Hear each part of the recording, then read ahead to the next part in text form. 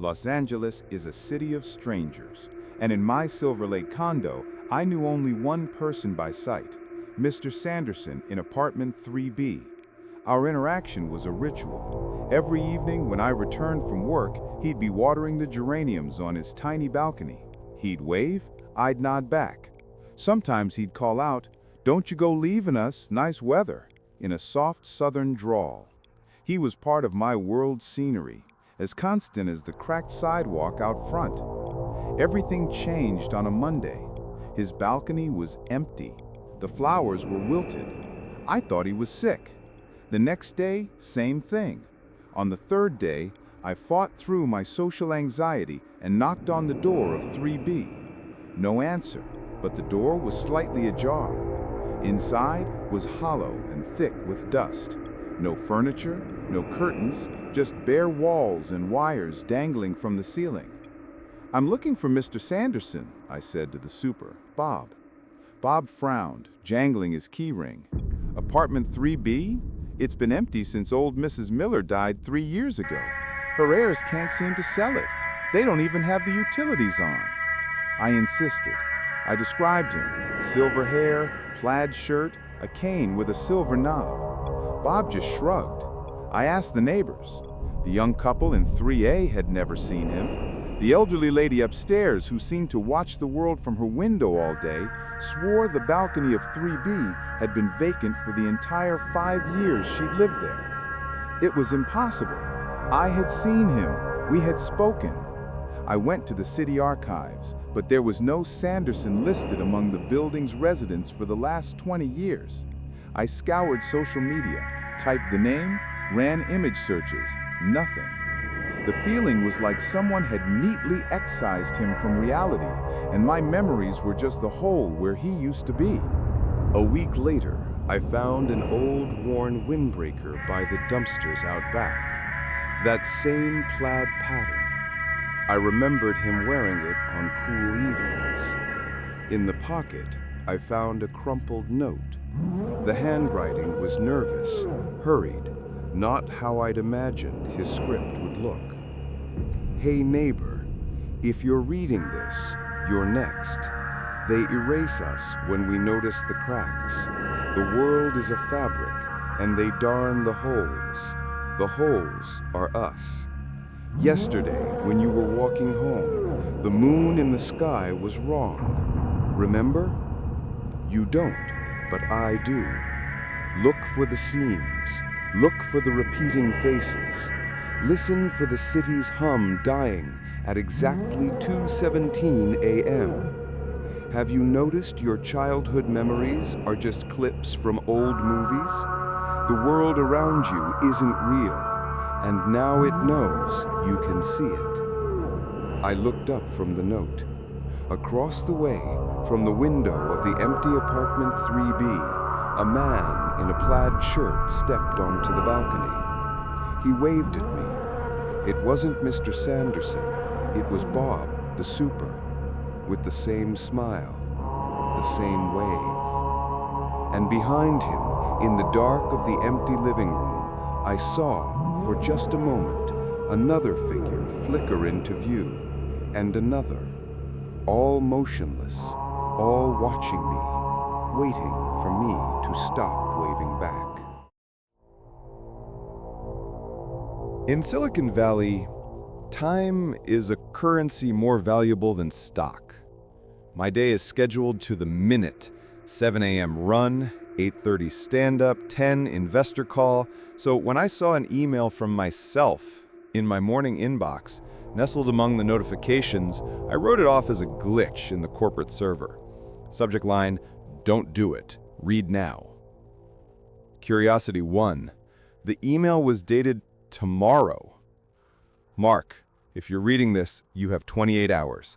At 11:47 a.m. tomorrow, you will die in a crash on Highway 85 at the San Tomas Expressway exit. A truck from Goliath Construction carrying concrete blocks will lose its brakes and crush your Tesla Model S as you change lanes to avoid a broken-down Harley. Do not drive. Cancel the meeting in San Jose. Stay home. A cold sweat broke out on my back. Someone clearly knew my schedule. The San Jose meeting was indeed in my calendar for 11 a.m. It was a sick prank, a hack. I filed a ticket with IT and tried to forget, but I couldn't. At 3 p.m., I got an automated shipping notification. Your order with Goliath Construction Supplies has been processed. I hadn't ordered anything. The link opened a spec sheet for concrete blocks. Batch number 85. I felt sick. I decided to change the future. I canceled the meeting citing illness. The next morning, I didn't take the Tesla. I called an Uber, but at the last second, out of sheer stubbornness, I decided to take the old Honda Civic sitting in the garage. I got on Highway 85, but in the opposite direction, just to prove I was in control. I was 2 miles from the fatal bridge when time dissolved. A van braked hard ahead of me. I swerved, the car skidded, and deafening crash, the scream of metal. Silence. I came to, pinned in the twisted cockpit. Through the cracked windshield, I could see the crash ahead. An overturned Harley and a truck with the Goliath Construction logo pulling onto the shoulder. It was supposed to be ahead of me. How was it behind me? Panic. I tried to get out. My phone vibrated in my pocket. A new email. From me. Dated now. I knew you'd change the route. You always do. But you didn't change yourself. Your decision to call an Uber caused the van driver to glance at a notification. Your decision to drive the Honda with its failing ABS caused the skid.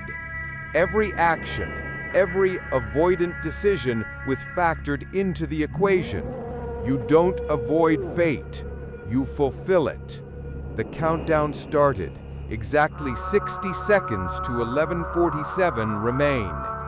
Look at the road. I looked up.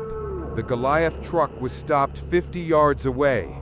Its rear gate was slowly tilting open. Dozens of concrete blocks began to slide out, tumbling toward me like an avalanche. Batch number 85. And the last thing I saw before the world was swallowed by darkness and roar was the face of the truck driver, watching me in his side view mirror. My own face, wearing an expression of infinite sorrow. Nighttime London is a different city, and its arteries are the dark streets I navigate as a dispatcher for Nighthawk taxis. The work is monotonous. Drunk calls from Soho, urgent hospital runs, lonely souls arriving at train stations.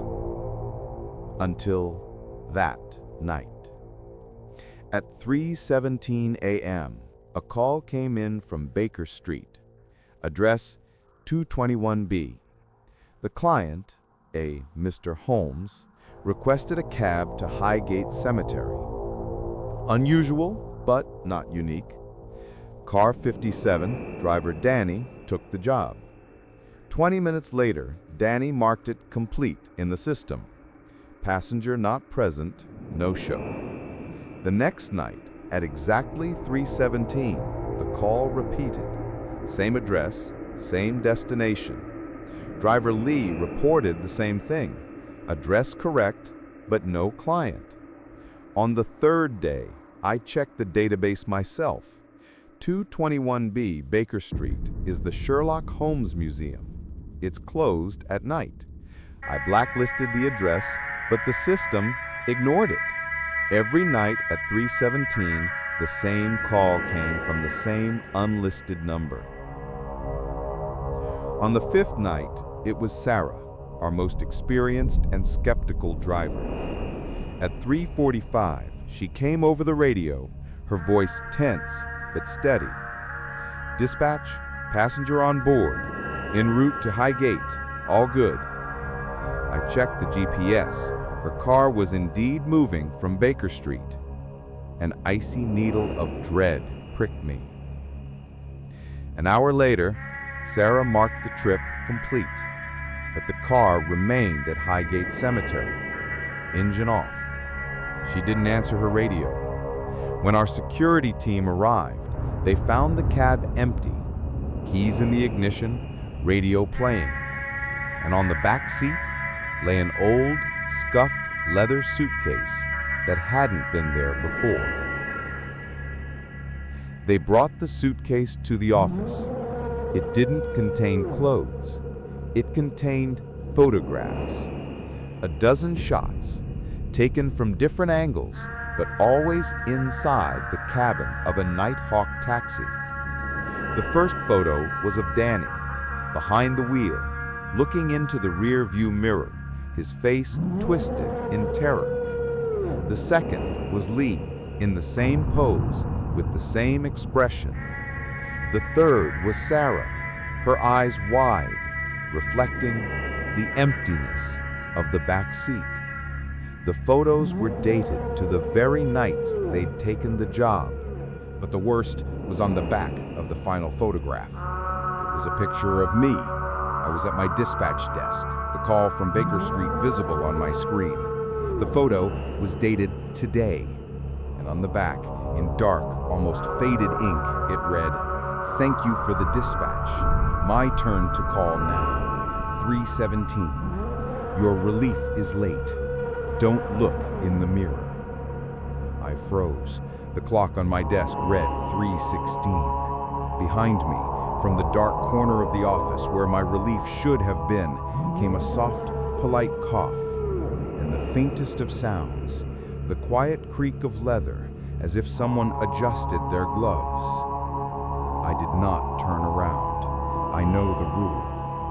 But I can feel his gaze, and I can hear a quiet, calm voice with a slight Victorian accent speaking just behind my ear. "Highgate Cemetery, please, and do hurry. I have an appointment to keep."